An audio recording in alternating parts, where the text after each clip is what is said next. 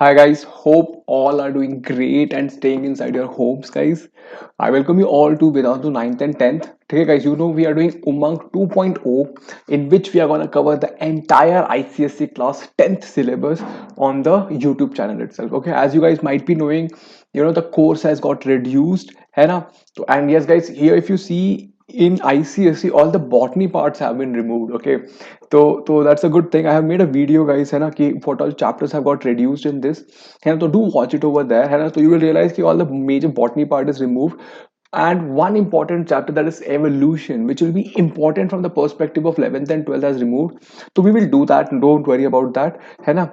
So we will do the important chapters which will be coming up in 11th and 12th. For example, evolution is a very important thing which you need to know for your NEET exams. Okay, so we'll definitely do that. But for example, chemical coordination in plants, that is not needed. Okay, that won't be, that is not much important. That is, say, a little bit important, not much important, है ना.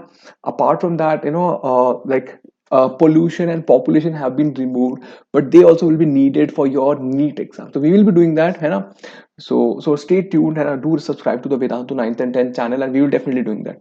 Okay, so guys, as you all know, we are doing genetics chapter, and we have started this, and we are doing genetics chapters, है ना. So guys, we have discussed, we have done, I guess, 3-4 sessions already, so do watch them, है ना. And today, in today's session, guys, what are we going to do is we will revise whatever we have done in the previous session little bit, and in the last session. Then today the main topic which we are going to discuss is, guys, sex linked inheritance. Okay, there are some sex linked inheritance, they are very important from the exam perspective, guys. Definitely a question will come out of this. Okay, very good. So guys, let's do some motivation first, है ना. It is our attitude at the beginning of a difficult task which more than anything else will affect its success or outcome. Guys, it's all about attitude. Whether you believe whether you will be able to do it or not, that is only what matters. If you're scared in the beginning itself, then trust me, guys, that the journey is going to be very, very, very difficult. Okay, so be confident, guys. We are there with you, Hannah. Like when I tell all my students, okay, whenever you feel scared, just close your eyes and imagine I'm standing by your side. Okay, we will be there for you, Hannah. So yeah, always have a positive attitude. Okay, guys, moving forward, I had given you some homework, Hannah. What's the genotypic ratio of Mendel's F2 generation in a dihybrid cross, मतलब phenotypic, sorry, genotypic, genetic makeup का ratio क्या होता है? It's a very complex one, है ना. As you can see 1:2:1:2:2:1:2:1:1, right. देखो कि capital R capital R capital कितने वन होते हैं, capital R small R capital R दो होते हैं, right. See this one and this one, right. Then capital R कहाँ है, ये स्मॉल वाई कहाँ पे है? If you can locate it over here, right guys. तो likewise this is a very complex thing and it does not come in exam, मतलब ये आता नहीं है जनरली. अगर आप जीनोटिपिक रेशियो देखोगे तो ये जीनोटिपिक रेशियो ये बहुत ही कॉम्प्लेक्स है, तो ये आता नहीं है. फिजिकल अपीयरेंस का रेशियो देखोगे, if you see phenotypic ratio, it is 9:3:3:1. जैसे कि 9 क्या है, राउंड एंड येलो. 3 क्या है, रिंकल्ड येलो. 3 क्या है, round and green. And wrinkled and green is 1. So this is very simple, so this will be coming in the exam. Okay, phenotypic ratio in a dihybrid cross, in a dihybrid cross के F2 generation में. ठीक है, हमारे friends ने, कुछ लोगों ने नया सही आंसर दिया, दीप्तायन ने दिया है, शुभन सेंथिल ने दिया है. But as I told you guys, this question won't come in exam, है ना. कभी नहीं आया है ना आएगा, बट या phenotypic ratio will definitely come. Okay, तो let's do a quick recap. जल्दी से रिकैप कर लेते हैं जो पिछली बार हमने करा था, है ना. Which of these is based on Mendel's dihybrid cross? जो मेंडल का डाइहाइब्रिड क्रॉस था, उसके बेसिस में मेंडल ने कौन सा लॉ दिया? मेंडल ने लॉ ऑफ डोमिनेंस दिया, मेंडल ने law of purity of gametes दिया, और Mendel gave law of independent assortment, और Mendel gave law of segregation. ठीक है, come on guys, tell me in the chat box और comment box. Come on guys. Exactly, Mendel gave law of independent assortment based on his dihybrid cross. Law of dominance and law of segregation, which is also known as law of purity of gametes, it was given by, guys, Mendel's monohybrid cross. जब Mendel ने transfer of one character, that is monohybrid cross, मतलब क्या होता है? When I am studying only transfer of one character from parent to the next, मतलब जैसे कि मैं बस हाइट को पढ़ रहा हूँ, एक ही कैरेक्टर हाइट को पढ़ रहा हूँ फ्रॉम वन, जैसे कि मेरे बेबी का हाइट क्या है, मेरा हाइट क्या है, मेरे फादर का हाइट क्या है. तो what I am studying, I am just studying height from one generation to other, is monohybrid cross. तो मेंडल को मोनोहाइब्रिड क्रॉस से दो चीजें पता चली, लॉ ऑफ डोमिनेंस और लॉ ऑफ इस गाइस सेग्रीगेशन. फिर मेंडल ने डाई हाइब्रिड क्रॉस करा. डाई हाइब्रिड मतलब he was studying two character. For example he studying height as well as eye colour. So imagine मेरे फादर का आई colour क्या है, मेरे फादर का आई हाइट क्या है, मेरा आई कलर क्या है, मेरा हाइट क्या है, मेरे बेबी का आई कलर क्या है, मेरे बेबी का हाइट क्या है. तो I am able to understand he is studying two characters in one generation simultaneously. उससे मेंडल को क्या पता चला, मेंडल को पता चला लॉ ऑफ इंडिपेंडेंट असॉर्टमेंट की जो कैरेक्टर्स होते हैं they are not linked with each other and they can be transferred independent of each other from one generation to other. Okay, this we have done it. Moving forward, law of segregation, इसको क्या कहते हैं? Law of dominance, law of recessiveness, law of purity of gamete, or none of this. मतलब law of segregation is also known as what, guys? Come on, tell me. 10, 9, 8, 7, 6, 5, 4, 3, 2, 1. Come on, guys. Exactly, answers. Law of purity of gamete is also known as law of segregation. ठीक है, इसका मतलब क्या था कि जो जो गैमीट्स होते हैं, जब गैमीट्स बनते हैं तो जो अलील्स होते हैं और जो क्रोमोसोम्स होते हैं वो सेपरेट हो जाते हैं एक दूसरे से और वो फिर से यूनाइट होते हैं at the time of zygote formation. जब न्यू ऑर्गेनिज्म बनता है तब होता है. फॉर एग्जांपल सी मेरे फादर के पास 2n क्रोमोसोम्स थे, मेरी मदर के पास 2n क्रोमोसोम्स थे. तो जो क्रोमोसोम्स एक दूसरे से सेपरेट हो गए तो जो 2n है वो n हो गया मेरे फादर का, मदर का भी 2n से n हो गया. फिर n I have got it from my father and n chromosome I have got it from my mother. तो I have become again 2n. Are getting my point? तो ये मेंडल ने बताया था. This called as law of segregation. That is chromosomes separate and one set is pass to the next generation. Okay, from one parent. Moving forward, बहुत ही amazing question है. This type of question definitely come in the exam. ठीक है, they will give you a homozygous purple flower of a pea plant crossed with white flower of a pea plant. What will the phenotype and genotype of the F1 generation respectively? तो पहले हमें phenotype बताना है. Physical appearance क्या होगा guys? Purple is dominant, capital P capital P. Then we have got small p small p. अभी दोनों को breed करोगे, all of them will be capital P and small p only. Yes or no? Yes, exactly. So that is genotype. So genotype is capital P and small p. Physical appearance will be guys, obviously it is a homozygous, sorry, तो offspring is heterozygous. तो क्या होगा, ये वाला इसको dominate कर देगा. तो it is gonna be purple. तो पहले क्या लिखना है, फिनोटाइप. फिजिकल अपीयरेंस क्या है, पर्पल. और जीनोटाइप क्या है, capital P small P. Exactly, purple and capital P small P. Right guys, very easy guys. इसी तरह के क्वेश्चन आते हैं. ठीक है, तो आपको ये करना पड़ेगा. Moving forward, next one. The phenotypic in F2 generation of a typical dihybrid cross would be. Guys बताओ, डायहाइब्रिड क्रॉस में F2 जनरेशन में क्या होगा? 1:2:1, 3:1, 1:1:1:1, 9:3:3:1. ये अभी करा था, अभी मैंने बताया था आपको स्टार्टिंग में. Exactly guys, the answer is 9:3:3:1. Dihybrid cross में F2 जनरेशन में क्या होता है, फिनोटाइपिक रेशियो होता है. जीनोटाइपिक रेशियो बहुत ही कॉम्प्लेक्स होता है, इसलिए we don't study about it. मतलब स्टडी करते हैं बट वी डोंट रट्टाफाई. ओके, रट्टाफाई नहीं करना चाहिए हमें.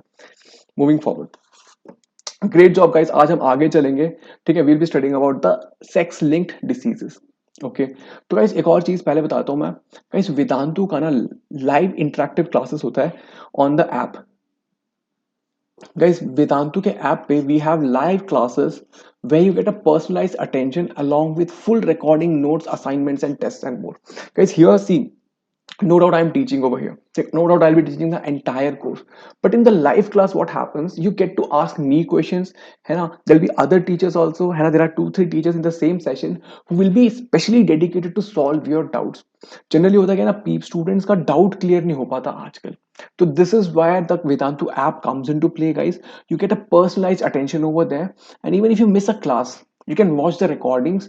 You can get the notes also. Whatever I'm writing on this, you can get a notes through the PDF. मतलब आपको जैसे क्लिक करना है and you will get the entire thing in the PDF form. You will get tests and assignments also. Tests, I say, very important. Why? Because they help you to understand your weak points and your strengths. For example, some people have strong physics, strong chemistry, but bio will be weak. So the test will tell you ki which section of your preparation is going weak. Guys, the courses are structured in a very well mannered way for a long term perspective. मतलब long term perspective में जैसे कि मतलब जैसे कि अभी देखो syllabus change हो गया है, तो हमें पता होता है कि जुलाई तक कितना कोर्स खत्म करना है, अगस्त तक कितना कोर्स खत्म करना है, सितंबर तक. And guys, we make sure there is enough time for your revision classes also. ठीक है, that's a most important part of this curriculum over here. All chapter wise micro courses will be there. You will be having complete crash course towards the end, exam specific preparations. You can guys also, you can plan your own curriculum. मतलब you can decide what teacher you want to study. If you like me, you can study from me, and if you like some other teacher, you can choose them also. So there will be multiple options available for you, जिससे आप पढ़ सकते हो और अपना time भी choose कर सकते हो. For example you guys have guitar classes और क्रिकेट क्लास, आजकल तो सब बंद हो गया. But if you have those classes also, you can choose the time suiting to you. As I told you, test series, assignment, learning material, and performance report. Again, the same thing as performance report. मतलब क्या होता है? It will tell you कि which sections are weak for you. Yes. So guys, that subscription, if you take, right, if you use this code AR Pro, AR as in Amrit Raj Pro, what will you get is you'll get a discount of 1300 rupees for 1 month. ठीक है, ये वाला course है. You get 1 month subscription for 2700 rupees.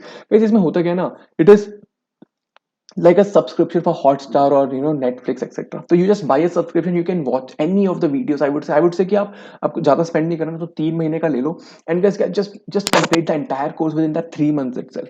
Are you getting my point? So you can do that also. Yeah. So how do you do that? And guys, if you are very sure, if you have been with Vedantu for a long period of time, okay, you have been with long period of time, I would suggest you guys are in 10th grade, I will suggest you to take a 2 years course, guys. You have to take a 2 years course to this will be very very very economical, trust me. Offline coaching mein you give nearly 3.5 lakhs for 2 years course. Here guys, you can get it at a very very affordable cost, है ना.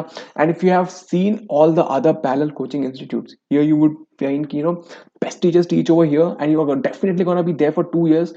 So I would say guys, just go for the 2 years course, है ना, and use the code AR Pro. You will get the maximum discount over here. Very good. How do we do that, guys? For example, choose ICSE, है ना, then choose 10th grade, select the target, get the subscription, है ना. As I told you, 1 month, 3 months, 6 months, guys. If you say take 3 months का course, it will come up to say 2300 for month. If you take a 6 months course, it will come out to say 1900 per month, guys. Similarly, if you take a 1 year's course, it will be lesser than this. And if you take a 2 years course, it will be the best, most economical course which you can get at the same price. मतलब lesser than this, I guess it should be coming around 1500 or 1200, 1300 ऐसा आएगा, right guys? To definitely use this code, you will get maximum discount over on the top of it, है ना, and you can go for buy it. Okay guys, on that note, so what are we gonna do today is, guys, we will study about sex determination. कि sex कैसे decide होता है एक baby का. We will talk about it. Then we'll also talk about sex linked inheritance. मतलब कुछ diseases होते हैं जो sex से linked होती हैं, वो कैसी होती हैं, we will talk about it. For example, आपने देखा होगा, ठीक है, कि men लोगों के ज्यादा बाल उड़ जाते हैं, ठीक है, वो वो गंजे हो जाते हैं, है ना. तो क्यों होता है? क्योंकि वो गाइस एक वो जीन से रिलेटेड होता है. ठीक है, उसके बारे में पढ़ेंगे कि मेन ज्यादा गंजे क्यों होते हैं, फीमेल्स लेकिन दे लूज हेयर बट उतना नहीं होता जितना कि मेन में होता है. आपने देखा होगा टकने अंकल बहुत ज्यादा होते होंगे, है ना. You would have seen that. तो मूविंग फॉरवर्ड, फिर हम पेडिग्री एनालिसिस क्या होता है इसके बारे में भी पढ़ाई करेंगे, है ना. पेडिग्री एनालिसिस क्या होता है गाइस? ये बताता है हमें कि जो जेनेटिक डिसीज है वो एक जनरेशन से दूसरे जनरेशन में कैसे ट्रांसफर होती है. ओके, इसके बारे में बात करेंगे. Very good guys. तो जैसे कि अगर आपने पहले के सेशंस देखे होंगे हमारे, तो you would know the chromosomes, how many chromosomes do humans have? They have a 23 pair of chromosomes. 23 pair. क्यों से 23 pair? बेटा मैंने देखा था, आपको बताया था कि टोटल ह्यूमन में 46 क्रोमोसोम्स होते हैं, बट ये क्या करते हैं, हर एक क्रोमोसोम दूसरे के साथ पेयर बना लेता है. और जो पेयर बनता है ना, they are like exactly similar to each other. मतलब दोनों की हाइट एकदम सेम होती है. फॉर एग्जाम्पल, ये मेरा फर्स्ट पेयर है, ये मेरा सेकंड पेयर है, ये मेरा थर्ड पेयर है, ये मेरा फोर्थ. गाइस, इनकी शेप देखो और लेंथ देखो, सब सेम ही रहेगी. 5 6 7 8 9 10 11 12 13 14 15, देखो 15 पे देखो सेम लेंथ का है. 17 18 देखो सेम लेंथ का है. 19 देखो सेम लेंथ का है. तो इसलिए हम इनको कहते हैं होमोलोगस क्रोमोसोम्स. क्यों? क्योंकि ये ऐसा पेयर बनाते हैं गाइस, मतलब they are like love birds of जन्म जन्म के साथी. मतलब like they always pair with the same chromosomes, they always pair with the same chromosome. और होता क्या है ना, इसमें अगर हाइट वाला जीन होगा तो इसके ऊपर भी हाइट वाला जीन होगा. इसमें मान लो मेरे स्किन कलर का जीन होगा तो इसमें भी स्किन कलर का जीन होगा. Imagine this chromosome has gene for my से हेयर टाइप, तो इसमें भी हेयर टाइप वाला जीन होगा. मतलब समझ रहे हो आप लोग, जो पेयर होता है they are called as homologous, क्योंकि वो सेम लेंथ के होते हैं. दूसरी चीज, दोनों क्रोमोसोम पे सेम क्या होता है, जीन होता है. सेम जीन होता है, सेम दोनों क्रोमोसोम पे. ठीक है, तभी आप देखोगे क्या होता है, जब जब गैमीट बनते हैं तो ये दोनों सेपरेट हो जाते हैं। तो इस पे भी हाइट वाला क्रोमोसोम जीन था, इस पे भी हाइट वाला जीन था। तो बेबी के पास हाइट वाला जीन पहुंचता ही पहुंचता है, one from the father. Father से एक हाइट वाला जीन आता है, मदर से एक हाइट वाला जीन आता है। फिर दोनों में देखते हैं कि कौन सा डोमिनेंट है, कौन सा रिसेसिव है। जो डोमिनेंट होता है वो एक्सप्रेस हो जाता है बेबी में। ठीक है, ये हम कर चुके हैं लास्ट क्लास में। Just giving you, I was just giving you overview. तो कैसे अगर आप देखोगे ना, तो जो फर्स्ट 22 पेयर होते हैं, the first 22 pairs are called as autosomes. क्यों? They are responsible for body characters. आपको सर बॉडी कैरेक्टर्स क्या होते हैं? बॉडी कैरेक्टर्स मतलब मेरा, मान लो मेरा हाइट, मेरा हेयर टाइप, मेरा नोज टाइप, मेरे ईयर लोब्स, मेरा टंग, रोलिंग टंग है कि नहीं रोलिंग टंग है ना। तो all these are decided by autosomes. But जो मेरा 23rd पेयर होता है, जो लास्ट पेयर होता है, 23rd पेयर का भी देख रहे हो, ये 22 या 23rd पेयर, इसको हम कहते हैं सेक्स क्रोमोसोम। आपको सर क्यों? बेटा क्योंकि as the name suggest it decides the sex of an individual. आपको पता है एक जो मेल और फीमेल में फर्क क्या होता है? बस इस सेक्स क्रोमोसोम का फर्क होता है। फॉर एग्जाम्पल मेल में क्या होता है, सेक्स क्रोमोसोम एक्स वाई होता है, और जो फीमेल्स होती है ना उनमें क्या होता है, the sex chromosome is X X. Can you see guys? जो मेल होते हैं the sex chromosome is X Y, female is sex X. बाकी सारा का सारा chromosomes are same guys. The first 22 pairs are same, almost same. The only difference is in the sex chromosome. Are you getting my point? तो ये होता है। तो these are called as sex chromosomes, है ना। Very good. Now guys if you can C over here, जो sex chromosome होते हैं ना वो सेम लेंथ के नहीं होते। एक्स क्रोमोसोम थोड़ा बड़ा होता है और वाई क्रोमोसोम थोड़ा छोटा होता है in length, if you can सी, मतलब समझ रहे हो, लेंथ वाइज। तो जो फर्स्ट 22 पेयर्स हैं इनको कहते हैं होमोलोगस। होमोलोगस क्यों? सेम लेंथ के होते हैं और सेम जीन होता है दोनों क्रोमोसोम पे। बट जो सेक्स क्रोमोसोम होता है इसको हेटेरोलोगस कहते हैं। हेटेरोलोगस क्यों? क्योंकि ये दोनों सेम लेंथ के नहीं होते पहली चीज, और दोनों में सेम जीन्स भी नहीं होते। ठीक है, तभी देखो, आपने देखा होगा ना मैन और फीमेल में बहुत डिफरेंस होता है। For example men have facial hair, तो ये कहां पे होता है? वाई क्रोमोसोम पे, एक्स पे नहीं होता। ठीक है, मेन हैव ब्रॉड शोल्डर्स, है ना, तो ये एक्स पे होता है, सॉरी ये वाई पे होता है, एक्स पे नहीं होता। मेन के बाल उड़ जाते हैं, वो वाई पे होता है, एक्स पे नहीं होता। Are you getting my point? तो जो लास्ट क्रोमोसोम होता है वो हेटेरोलोगस होता है, क्योंकि और क्योंकि वो दोनों सेम लेंथ के नहीं होते, और दूसरी चीज they do not have the same genes also. अब कुछ बच्चे कहते हैं सर अगर अगर एक्स एक्स हो गया तब तो ये होमोलोगस हो गया। बेटा बट यहाँ पे तो दो चीजें हो सकती है ना, एक एक्स हो सकता है या एक्स वाई हो सकता है, तो दो कॉम्बिनेशन पॉसिबल है। एक्स एक्स हो गया तो आप कह सकते हो कि सर होमोलोगस हो गया, नहीं होमोलोगस नहीं हुआ, बट पॉसिबिलिटी तो ये भी होती है ना। तो in that case I would say the 23rd pair is heterologous only. ये 23rd हेटेरोलोगस ही होता है, क्योंकि यहाँ पे एक्स वाई और एक्स एक्स दो पॉसिबल कॉम्बिनेशन होते हैं। Right, this is clear till here, है ना। Moving forward, so when we talk about sex determination guys, sex determination आपको देखना होगा कि देखो, जो फादर है हमारे, he produces, he has XY, mother has XX, है ना। तो father produces two types of gametes, one is X gamete and Y gamete, है ना। एक गैमीट जिसमें X क्रोमोसोम है, दूसरा गैमीट जिसमें Y क्रोमोसोम है। मदर मदर प्रोड्यूस करती है gamete only of one type जिसमें X टाइप के क्रोमोसोम हो। Are you getting my point? For example, my father is a male. He will produce two types of gametes, one having X chromosome, one having Y chromosome. Similarly, my mom is a female. She will have XX chromosome. Okay, so she will produce all the gametes having X chromosome. For example, I am a boy, so I would have got Y chromosome from my father and X chromosome from my mother. So that's why I am XY. My sister, है ना, she would have got X chromosome from my father and X chromosome from my mother. So that is why she's a female. Are you getting my point, guys? तो ठीक है, so who's the deciding factor in case of a sex of a baby? Obviously father. Father has two different type of chromosome at the 23rd location. That is why father decides key what will be the sex of a baby. Father produces two different types of chromosomes, whereas mother, if you see, she produces only one type of gamete, है ना, and that is why you know the sex is determined by a father. For example, if you see mother produces an egg, both the eggs have X chromosome, है ना। father, half of the gametes sperms will have X chromosome, other half will have Y chromosome. तो possibility क्या है guys, अगर X X met करते हैं तो क्या हो गया, female, X X female, X Y male, X Y mail.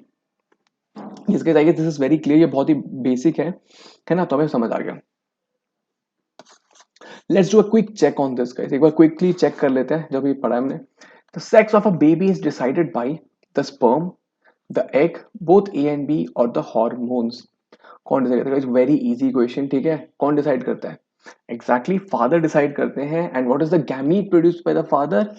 The sperm. Gamete क्या होता है बेटा? स्पर्म क्या होता है? स्पर्म होता है वो वाला सेल जो रिप्रोडक्शन में हेल्प करता है। Egg, what is egg? Egg is a cell which is help in reproduction. Egg, egg female gamete होता है, मतलब फीमेल सेल होता है जो कि रिप्रोडक्शन में हेल्प करता है। स्पर्म मेल सेल होता है जो कि रिप्रोडक्शन में हेल्प करता है। The number of sex chromosome in a gamete कितने होंगे गाइस? सेक्स क्रोमोसोम कितने होंगे गाइस? बहुत ही कंसेप्चुअल क्वेश्चन, आपको समझना पड़ेगा। 1, 2, 22 और 46। Yes guys, the number of sex chromosome in a gamete are how many? कौन कौन कौन? एक्जैक्टली गाइस, सेक्स क्रोमोसोम 1 होता है। अगर आप एक गैमीट लोगे, जैसे कि एक स्पर्म मान लो, एक स्पर्म है, इसमें क्या होता है ना गाइस, गैमीट्स में ओनली 23 क्रोमोसोम्स होते हैं। नॉर्मल ह्यूमन में कितने होते हैं? Say this is a man, this is a male, they have 46 chromosome. But जब वो स्पर्म बनाते हैं तो क्या होता है, जब एक गैमीट बनाते हैं तो क्या होता है, the chromosome becomes half. Similarly there is a female, there is a female, she has 46 chromosomes, but when she is making a egg, the chromosome will become 23। और जब ये दोनों फ्यूज होंगे तो गाइस अगेन एक 2n हो जाएगा, मतलब यहाँ 2n था मान लो, 46 is what 2n, 23 into 2। But sperm में कितना होता है? n होता है। एग में कितना होता है? n। बट ये फिर से दोबारा होता है तो 2n हो जाता है। For example see this, my father he has 2n, my mom 2n, तो they both produce a gamete which has nn, and they join, I got 2n chromosomes, I got n from my father, n from my mother, right? Very good। तो guys जो sperm है ना, उसमें क्या होता है, if you see there are 22 autosomes, 22 autosomes और 1 sex chromosome, 22 autosomes and 1 sex chromosome. For example male में क्या होता है? मेल में होता है 22 प्लस वाई, फीमेल में क्या होता है? 22 प्लस एक्स। कैन यू सी, देखो 23 हो गया, 23 autosomes and 1 sex chromosome, 22 autosome and 1 sex chromosome, जब दोनों को ऐड करोगे तो 23, 23 मेल से आता है, 23 फीमेल से आता है। बट जो 23rd क्रोमोसोम होता है वो डिफरेंट होता है दोनों मेल और फीमेल में। गाइस आई होप मैं समझा पा रहा हूँ, ठीक है। बहुत ही अमेजिंग कॉन्सेप्ट है, इसको पता होना चाहिए आपको। तो एक्जैक्टली गाइस कितने सेक्स क्रोमोसोम होते हैं गैमीट में, स्पर्म या एग में? बस एक होता है जो कि 23rd क्रोमोसोम होता है। Amazing work guys, you guys have been amazing. अब थोड़ा आगे चलते हैं, let us talk about genetic disorder और जेनेटिक ट्रेट्स। अब गाइस जैसे कि मैं बताया था, ऑटोसोमल क्रोमोसोम के होते हैं जो फर्स्ट 22 होते हैं। ऑटोसोम मतलब होता है मेरे बॉडी के कैरेक्टर्स। आपको कैसे बॉडी के कैरेक्टर्स मतलब, बॉडी कैरेक्टर्स मतलब मेरा टंग जैसे कि रोलिंग है कि नहीं, है ना, मेरे ईयर लोब्स अटैच्ड है कि नहीं, है ना, मेरा हेयर टाइप क्या है, कर्ली है कि स्ट्रेट हेयर है। तो ये सब क्या आता है गाइस, ये सब इसमें आता है कि क्या कहते हैं, ऑटोसोमल कैरेक्टर, मतलब characters of my body, characters of my body comes under autosomal thing. Yes, are you able to understand? Very good. ठीक है, ऑटोसोमल डोमिनेंट मतलब आपको पता ही है, जैसे कि हाइट में tallness dominate as compare to recessive, है ना, दिस थिंग, है ना। लाइक सिमिलरली और क्या हो सकता है, straight hair is dominate as compare to curly hair, है ना। अटैच्ड एयर ईयर या फिर इसमें यू नो लाइक क्या कहते हैं, अटैच्ड ईयर और लोब्ड ईयर, इनमें भी एक रिसेसिव एक डोमिनेंट होता है ना, लाइकवाइज। अब सेक्स लिंक डिसऑर्डर क्या होता है गाइस? सेक्स लिंक ट्रेट होते हैं, कुछ जो ट्रेट्स होते हैं वो एक्स क्रोमोसोम से लिंक्ड होते हैं और कुछ होते हैं जो कि वाई क्रोमोसोम से लिंक्ड होते हैं। ठीक है, एक्स से और वाई से। अब गाइस देखो, वाई तो जनरली एक ही क्रोमोसोम होगा। लेट मी एक्सप्लेन, देखो, एक्स लिंक मतलब एक्स क्रोमोसोम से लिंक्ड, वाई लिंक मतलब वाई क्रोमोसोम से लिंक्ड कुछ ट्रेट होते हैं, जैसे कि मैंने बताया था, है ना। फॉर एग्जांपल देखो, अब आप जब एक्स क्रोमोसोम की बात कर रहे हो ना गाइस, ऑब्वियसली फीमेल में 2 एक्स क्रोमोसोम होते हैं। ठीक है, 2 एक्स क्रोमोसोम होते हैं। तो मान लो इसमें पॉसिबिलिटी है कि ये कोई भी कैरेक्टर हो, कोई भी कैरेक्टर ले लो, जैसे कि फॉर एग्जांपल से जो फीमेल स्पेसिफिक कैरेक्टर होता है, जैसे कि हाई पिच ऑफ वॉइस। ठीक है, हाई पिच ऑफ वॉइस में देखो यहाँ पे दोनों के पास कैरेक्टर होगा, तो कैसे ऐसा पॉसिबिलिटी देगा उन्हें भी होमोलोगस से से से कैरेक्टर सी ले लेते हैं, से लेट से कैरेक्टर सी, कैपिटल सी हो सकते हैं, ये कैपिटल सी स्मॉल सी हो सकते हैं, या स्मॉल सी, मतलब क्योंकि दोनों के पास कैरेक्टर सी वाला जीन होगा। वेराज जब आप मेल की बात कर रहे हो, इनके पास एक्स है और वाई है, तो गाइस देखो, एक्स को टैकल करने के लिए पास मतलब वाई के पास मतलब दोनों ही अलग है, तो जो कैरेक्टर्स एक्स पे हैं वो वाई पे नहीं होंगे, और जो वाई पे हैं वो एक्स पे नहीं होंगे। तो एनी केस में ये हमारा मतलब जो भी कैरेक्टर एक्स पे होगा वो एक्सप्रेस हो ही जाएगा, जो भी वाई पे होगा वो एक्सप्रेस हो ही जाएगा, क्योंकि एक दूसरे को टैकल नहीं कर सकते। होमोलोगस क्रोमोसोम में क्या होता है, होमोलोगस में क्या होता है, जो जीन इस पे होगा, वो जीन इस पे भी होगा। बट मान लो ये तो हेटेरोलोगस है ना, एक्स वाई, इन दोनों पे तो सेम क्रोमोसोम है ही नहीं ना, मतलब यहाँ पे जो कैरेक्टर है वो है ही नहीं ना। मतलब मान लो इस पे कैरेक्टर है हीमोफीलिया वाला, बट वाई पे तो हीमोफीलिया वाला कैरेक्टर है ही नहीं। तो अगर मान लो हीमोफीलिया वाला कैरेक्टर एक पे भी आ गया तो ये तो एक्सप्रेस हो जाएगा, क्योंकि इसको टैकल करने के लिए कोई है ही नहीं वहां पे। कहीं समझ आ रही है? हाँ, आई होप मैं समझा पा रहा हूँ। आप एग्जाम्पल लेके देखिए ना, आपको और समझ आएगा, ठीक है। तो एक्स जब लिंक्ड होता है उसमें होता है कि डोमिनेंट है कि रिसेसिव हो सकता है, बट जब वाई लिंक्ड होगा तो उसमें फर्क ही नहीं पड़ता, क्योंकि वाई क्रोमोसोम बस एक ही होता है। अगर वो वाई क्रोमोसोम आ गया और उस पर कोई डिफेक्ट होगा तो वो एक्सप्रेस होकर ही रहेगा, क्योंकि एक्स उसको टैकल नहीं कर पाएगा, है ना। Very good. सिमिलरली हमने देखा होगा हीमोफीलिया का केस। हीमोफीलिया में ना मेन एक्चुअली बहुत ज्यादा सफर करते हैं। क्यों? क्योंकि वो एक्स लिंक्ड डिसऑर्डर होता है हीमोफीलिया। तो एक्स क्रोमोसोम पे होता है वो हीमोफीलिया वाला डिसीज। तो मान लो ये एक्स क्रोमोसोम डिसीज वाला आ गया, तो ये वाई के पास इसको टैकल करने के लिए कुछ होता नहीं है। वेराज अगर मान लो फीमेल है, फीमेल में एक्स ही आ गया और फीमेल में एक्स है, ये वाला मतलब विदाउट एनी वो क्या कहते हैं डोमिनेंट है, ठीक है, तो ये इसको सप्रेस कर सकता है। बट हियर इसको सप्रेस करने के लिए एक्स क्रोमोसोम है ही नहीं। समझ एक और बताता हूं। हीमोफीलिया होता है guys, it is a recessive trait. Haemophilia is a recessive trait. Haemophilia को मान लो सी से डिनोट करते हैं। तो जो भी रिसेसिव होते हैं वो कब एक्सप्रेस होते हैं? जब जब होमोलोगस कंडीशन होती है ना। होमोलोगस मतलब एक्सी में एक्सी, मान लो सी इज द हेमोफिलिक जीन। जब एक्सी एक्सी होंगे तभी एक्सप्रेस होगा। मान लो एक में एक्सी है और एक में कैपिटल सी है, तो क्या होगा, कैपिटल सी इसको सप्रेस कर देगा और एक्सप्रेस नहीं होने देगा। But in case of main, मान लो यहाँ पे एक्सी आ गया, तो ये सप्रेस करने वाला जीन तो है ही नहीं ना इसके पास, तो ये एक्सप्रेस होकर ही रहेगा। इस केस में 50% of the chance time express होगा, 50% चांस नहीं एक्सप्रेस होगा। समझ रहे हो? आई hope I M communicating it. थोड़ा एग्जांपल देखते हैं, आपको और समझ में आएगा। सेक्स लिंक्ड इनहेरिटेंस देखते हैं, ठीक है। गाइस ये होता है inheritance of a trait by a allele on X chromosome और अ वाई क्रोमोसोम। मतलब ये वाले वो वाले ट्रेट हैं, वो वाले कैरेक्टर्स होते हैं जो कि एक्स या वाई क्रोमोसोम से लिंक्ड होते हैं, ठीक है। मतलब ये जो पहले के 22 क्रोमोसोम है ना, उन पे नहीं होते, जो लास्ट का 23rd पेयर है उस पे जो कैरेक्टर्स होते हैं उसे कहते हैं, है ना। Very good. जैसे कि फेशियल हेयर, है ना, ये सब क्या है, कौन से में होता है, 23rd क्रोमोसोम पे होता है। अच्छा, या नाउ वाई लिंक्ड इनहेरिटेंस, जो वाई क्रोमोसोम पे होता है उसको वाई लिंक्ड कहते हैं। मतलब जो मेल पैटर्न ऑफ बाल्डनेस होता है ना, जो बाल उड़ जाते हैं मेल के, वो किस पे होता है गाइस, वाई। क्या फीमेल में वाई क्रोमोसोम होता है? नहीं होता। तो तभी कुछ फीमेल्स, मतलब तभी फीमेल्स में जनरली क्या होता है, हेयर लॉस नहीं होता। बट आप कहोगे सर, मतलब मैंने देखा है कुछ फीमेल्स हैं जिनका हेयर लॉस होता है। बेटा वो they are because of other reasons, but not because of this Y chromosome. मतलब प्रपोर्शन देखो, मैंने गंजे अंकल ज्यादा देखे हैं, like I have seen you know like men who have lost their hair more as compare to female who are losing their hair. ठीक है, क्यों? क्योंकि मेन के पास वाई क्रोमोसोम होता ही होता है। जो फीमेल लूज करती है वो उसके लिए अलग कॉम्प्लिकेटेड रीजन होते हैं।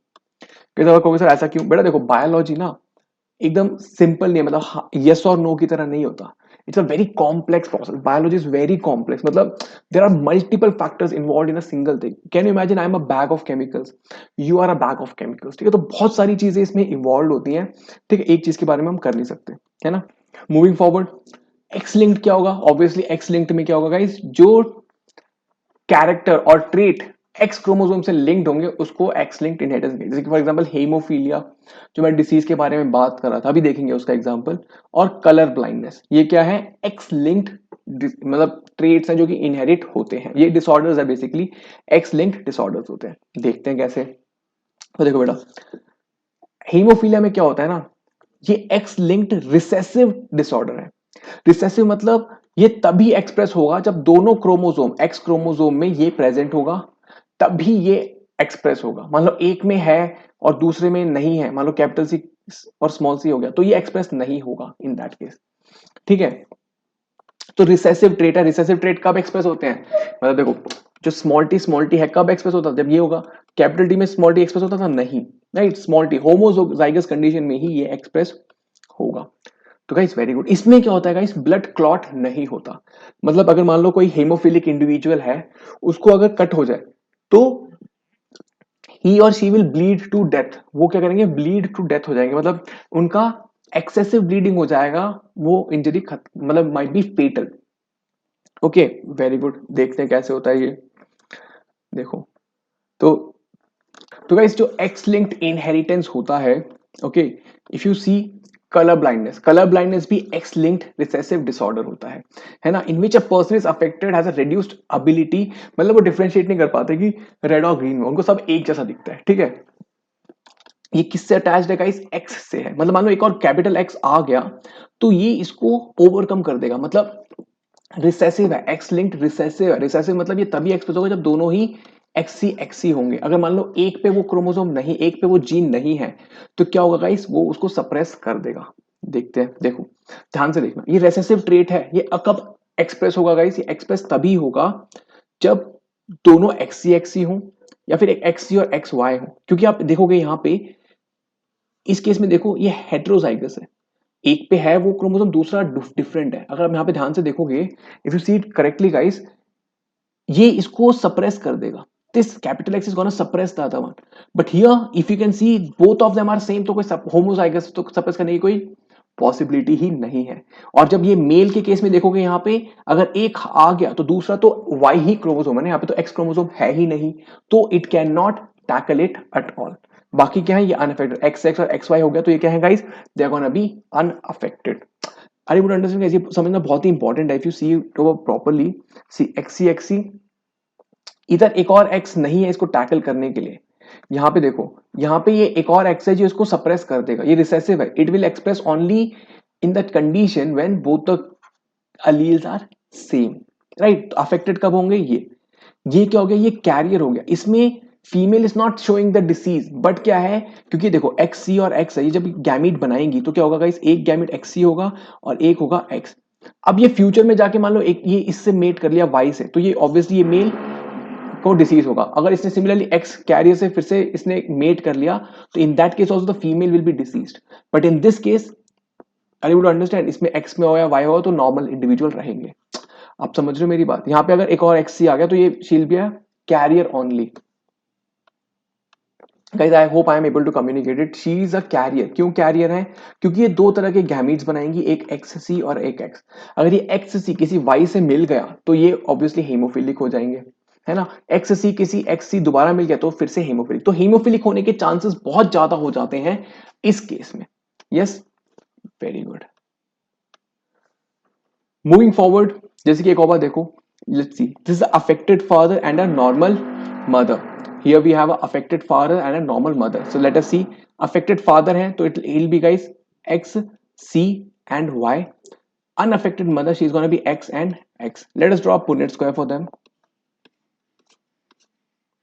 See, x c y x x, this is going to be x c x x y, again x c x x y. If you can see guys, they're going to be two carrier females and two normal son. देख रहे हो, ये unaffected son, carrier daughter, if you can see over here. Similarly एक और बात देखो, एक और एग्जांपल, नॉर्मल फादर है और कैरियर मदर है, normal father and carrier mother. Let us draw a Punnett square for them also. X, Y, X, C, X. So it's going to be X, C, X, X, C, Y, X, X, X, sorry, X and Y.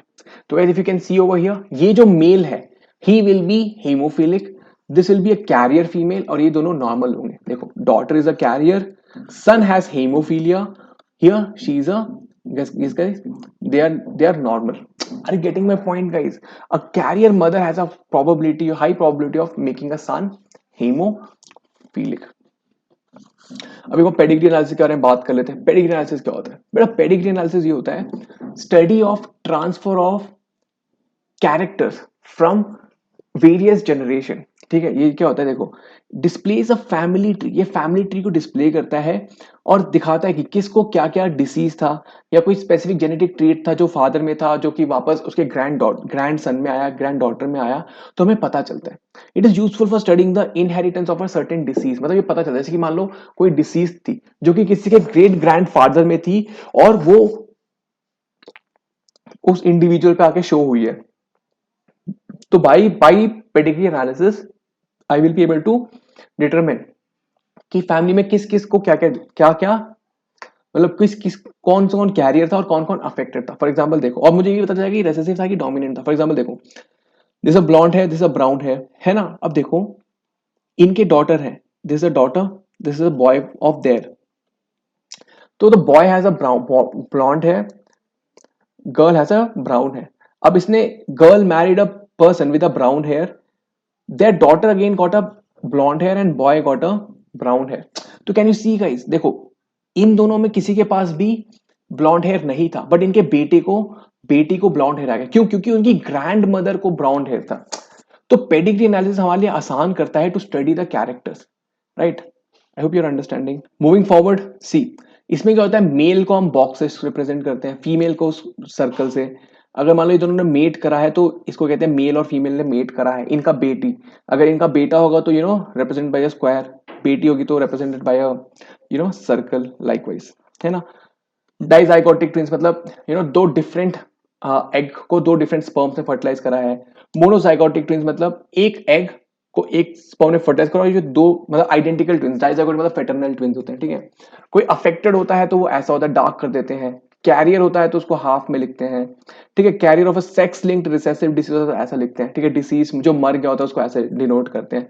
तो वैसे ये सब मतलब symbols होते हैं, ठीक है। ये इतना इंपॉर्टेंट है, but this is very important. You should know कि मेल क्या है, फीमेल क्या है, मेट करा है, और parents and children. This is a parent, ये ऊपर वाले पेरेंट हो गए, ये नीचे वाले चिल्ड्रन हो गए, है ना। Very good. अब देखो गाइस, जो characteristics of x linked recessive disorder. अब जो एक्स लिंक्ड रिसेसिव डिसऑर्डर्स होते हैं ना गाइस, इनको क्रिस क्रॉस इनहेरिटेंस भी कहते हैं। क्यों? क्योंकि अगर आप ध्यान से देखोगे ना, it is always flown from mother to a son और फादर से डॉटर के पास। फॉर एग्जांपल देखो, अगर एक सन है, एक्स वाई होगा मेल ऑब्वियसली, तो उसको जो एक्स सी क्रोमोसोम होगा वो मदर से ही तो आया होगा ना। एक्स फादर से तो उसको वाई मिला है ना। तो it is always from a mother to a son. But अगर आप देखोगे फीमेल के केस में दोनों को एक्स सी होना चाहिए। तो मदर से तो आ गया, नो प्रॉब्लम, बट फादर से भी उसको एक्स सी ही आया है। Are you getting my point? अगर यहाँ पे मान लो एक और, अगर फादर नॉर्मल होता, तो फादर से अगर नॉर्मल एक्स क्रोमोसोम आता तो daughter would have been normal. तो the father has a more role to play over here, no doubt. No doubt mother के क्रोमोसोम से आया है, नो डाउट मदर के क्रोमोसोम से भी एक्स से आया है, but father could have prevented it. तो वी से कि it's a criss cross this thing, कि मदर से it flows to the son and from father it goes to the daughter, ठीक है। Very good. Then it is also called as a skip generation, मतलब ये ना generation को skip करता है। क्यों? क्योंकि गाइस अगर देखोगे तो जो कैरियर मदर्स होती हैं, they are not the sufferers, but जो इनके बाद वाला जनरेशन होता है, they are haemophilic in nature. तो ये एक जनरेशन स्किप करके दूसरे जनरेशन में ज्यादा इफेक्ट करती है, ठीक है। अगर आप देखोगे मेनली, तो it skips the generation and then shows in the next generation. अगर आप यहाँ पे देखो, सी यहाँ पे इस ब्लॉन्ड हेयर ने इस जनरेशन को स्किप करा और यहाँ पे आके एक्सप्रेस हो गया। Are you getting my point? तो इसको कहते हैं skip generation. Now men are either normal or affected, they cannot be a carrier। वो कैरियर हो ही नहीं सकते। या फिर एक्स वाई होंगे जो नॉर्मल हो गए, या फिर अगर एक्स सी वाई है तो ये सफरर है, मतलब इनको डिसीज है, recessive disease, x linked recessive disease है, या फिर वो नॉर्मल होंगे। जबकि फीमेल में पॉसिबिलिटी है, she can be a carrier, female can be a carrier, X C X हो सकती है, या फिर एक्स सी मतलब ये कैरियर हो गई। यहां पे क्या हो गया इनको, they are diseased in this case, right. Moving forward guys, जल्दी से एक बार क्विक चेक कर लेते हैं जो भी हमने पढ़ा अभी तक। Find out the progeny of a marriage between a colour blind women and a normal man. Come on बताओ क्या होगा इसका, इस केस क्या होगा, colour blind women and a normal man. Come on बताओ एक्जैक्टली गाइस। देखो कलर ब्लाइंड वुमेन है तो ऑब्वियसली एक्स सी होंगी, एंड नॉर्मल मैन है तो एक्स वाई होगा। इनका पुनेट स्क्वायर कर लेते हैं।